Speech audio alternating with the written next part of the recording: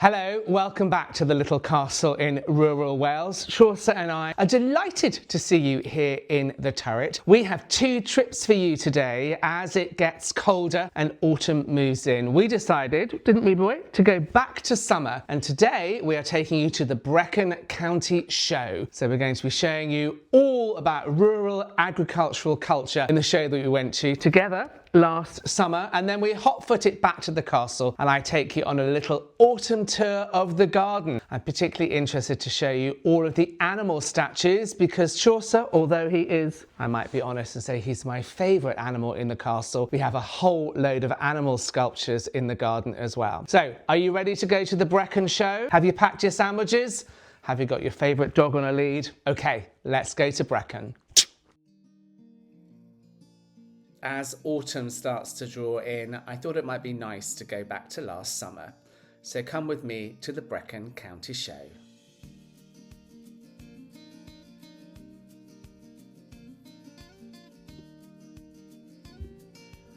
If you're not familiar with the county show, they happen right across the United Kingdom. Oh, there's Joe enjoying some of the fine cattle. And each year, each summer, each area of the country, whether here it was Monmouthshire and Brecon, it could be Gloucestershire, it could be in Scotland, anywhere in the country, farmers in the local area, local food producers and local rural shops all come together in a field, and everyone is invited to come along, look at the amazing animals, talk about rural culture, talk about agriculture. Increasingly talking about sustainability, and really just proudly celebrate the countryside. There are some competitions like sheep shearing here. I've actually had a go at shearing a sheep a couple of years ago. It was great fun, but slightly nerve-wracking, and certainly I'm not as good as these lads here. My grandfather was a farmer, and I was looking at these tractors thinking how much he would like them. And something I'm absolutely obsessed by are the little shows that they put on. So I know village shows take place where people show off their vegetables, but I didn't know until this year that county shows do them as well, and the extraordinary lengths that people have gone to create these absolutely massive vegetables. And it's a bit like dog pedigrees. There are absolute strict rules about what an onion or a carrot or a French bean or even an egg needs to look like if it's going to be entered into one of the shows. Judging is done in secret. I'd absolutely love to know how you choose an onion from an onion, wouldn't you? Jams, flowers, honey, it's all there. These little arrangements, so they'll say we want an arrangement of X amount of wild flowers in a small tub, and then you have to use your creativity to decide what that looks like. Oh, I love that. Keep out, fairies only. I think I'd be allowed to play in that, wouldn't you? Oh, and it won first prize. Marvellous. Dahlias. I've had some incredible dahlias and roses. That first prize winner, so crimson, so beautiful, so romantic, very Sleeping Beauty.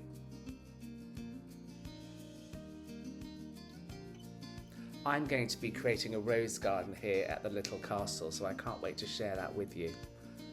Chaucer came with me and we were enjoying looking at all the dahlias. I've been building a dahlia garden over the last year here, and I definitely got some ideas.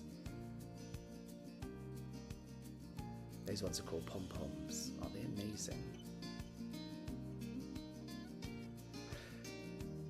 Not sure what I think about this, but I think it's showing the most kind of yellow type yolk. I think it probably works best when they've just been cracked. Anyway, each to his own. I love that blue egg. Oh, and the goats. I really want to have goats here, but like the sheep, I don't have time, but I did go and say hello to little Billy, who was very intrigued by the camera. Hello. His friend wants to look in as well. What's going on? You got any food? Sadly, no. I gave them a little scratch on their nose and they were very happy. I wonder what these two are gossiping about.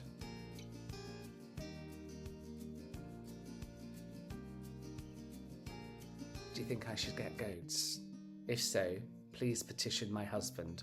I'd absolutely love someone. And I absolutely want sheep, and there are so many different varieties of sheep here. I honestly was overwhelmed by it. There's a joke that in Wales, when you're born, every person is given a sheep. It's not true, but sometimes when I'm driving through the Welsh countryside, I could believe it. Look at this fine fellow here.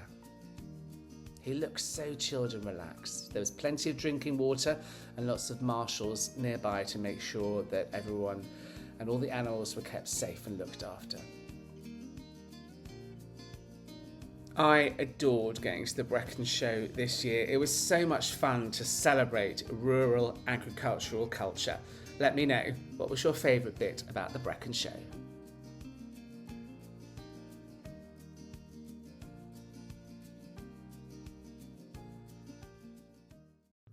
I think that it's high time I give you a little tour, an autumn tour of the garden. Chaucer always leading the way, so come with me and let's have a look at the Little Castle garden. I love this time of year as all the colours start to change and there's a carpet of leaves across the lawn.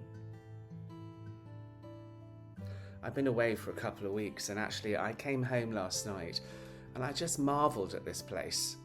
Many years ago I lost all of my money and I was practically homeless, and to think now, after hard work, I'm here, I can't quite believe it.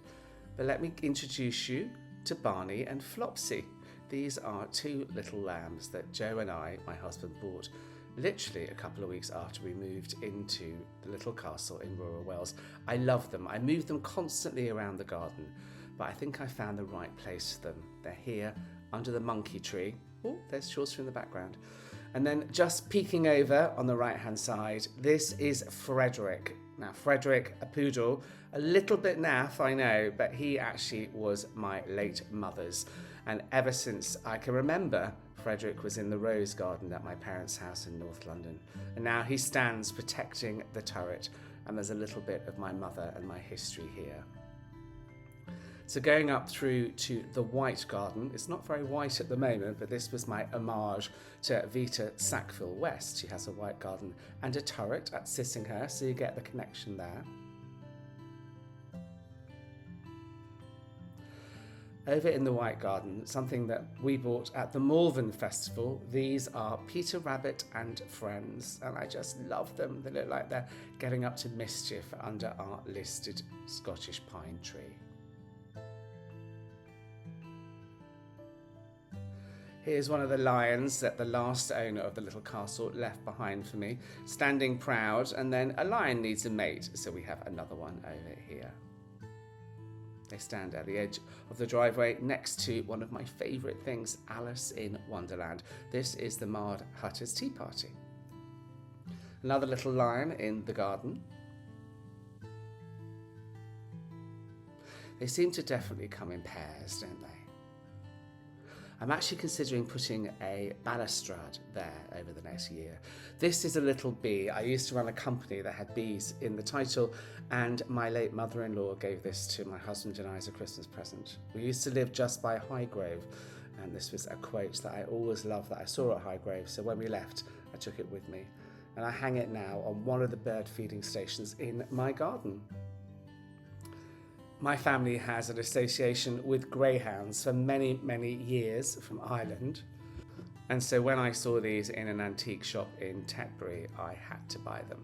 They used to be in the little cottage I owned in Gloucestershire 15 years ago. And our latest purchase, I love him, this is Hallelujah Fox. Isn't he glorious, welcoming people to the castle? I think I'm going to put him out the front for Halloween. Some dancing hares.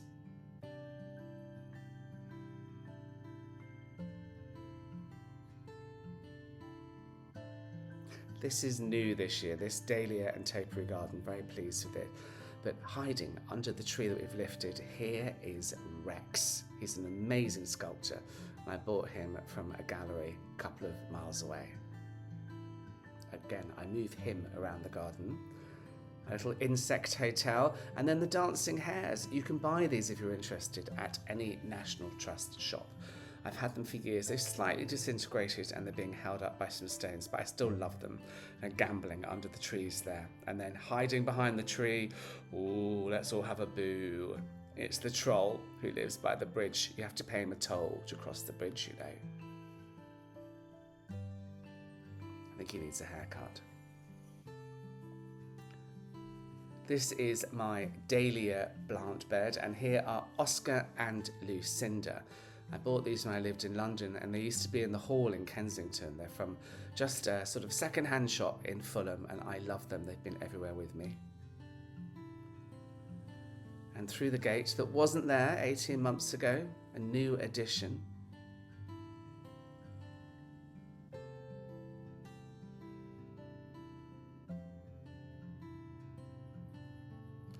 And we head into the paddock. And this is Horace. When I put him in, my neighbour thought I'd actually have real sheep. I really want real sheep, but I'm so busy that I haven't got the time for real sheep. So this is the next best thing, Horace. And again, everyone needs a mate. And there's Walpole. Don't you just love them?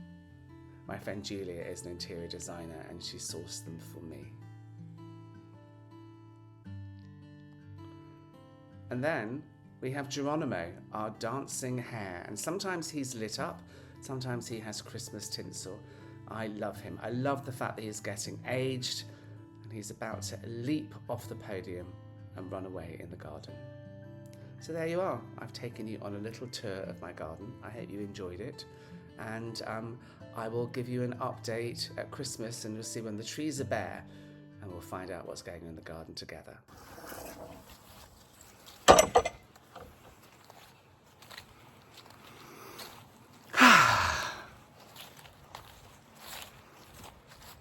Thanks for joining me in the garden. I hope you like a little tour of all my animals. See you soon. Well, there you go. Memories of summer in the Brecon Show and a little quick tour of the garden here in autumn. Thank you for joining Chaucer and I at our little castle in rural Wales. Remember to subscribe and make sure you hit the button so that you get to see all of our adventures. But for now, before we head off, wherever you are and whoever you love, we wish you well. Take care. See you soon. Never seen such a big cow.